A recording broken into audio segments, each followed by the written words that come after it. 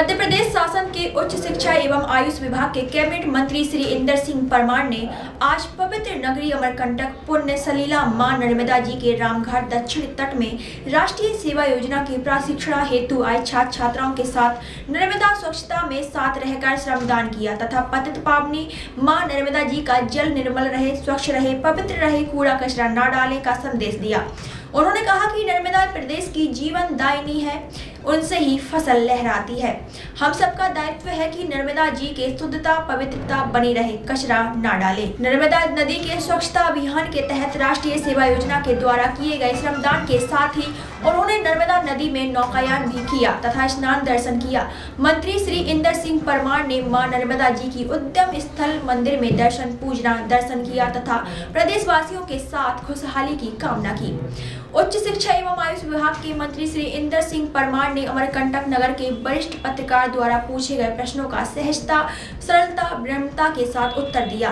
मध्य प्रदेश शासन के मंत्री श्री प्रहलाद पटेल जी के क्षेत्र में जनसंपर्क के दौरान जनता द्वारा दिए गए आवेदन पत्र मांग पत्रों के संबंध में भिखारी के बयान का बचाव करते हुए उन्होंने कहा कि उनका आशय ऐसा नहीं था, वह तो मांगने की नहीं बल्कि देने की क्षमता हो, ऐसा आशय था।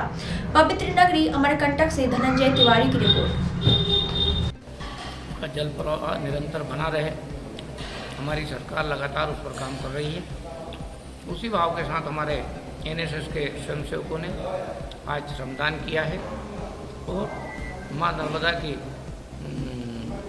निर्मल धारा हमेशा बहती रहे, स्वच्छता बनी रहे और लोग उस माँ के जल से अपनी डुबकी लगा करके अपने पुण्य कर्म का लाभ लेते रहे।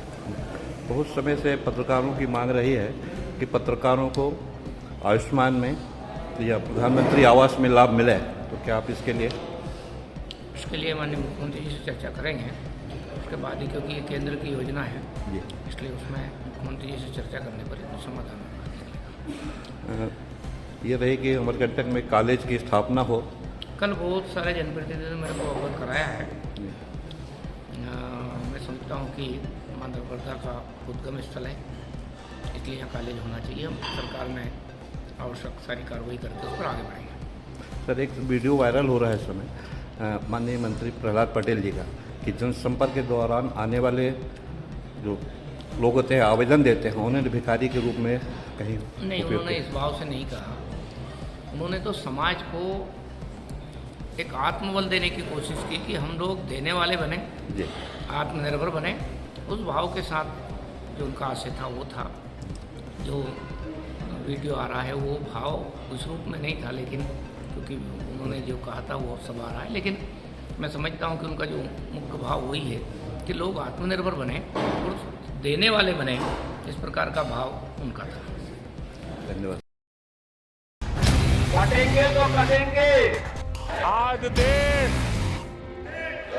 इनसे कह रहा है तुमसे नहीं हो पाएगा। Can you understand the ignorance? We are not looking for your admiration. आपको अपना काम करना पड़ेगा। राजनीति देखिए चाणक्य न्यूज इंडिया के साथ।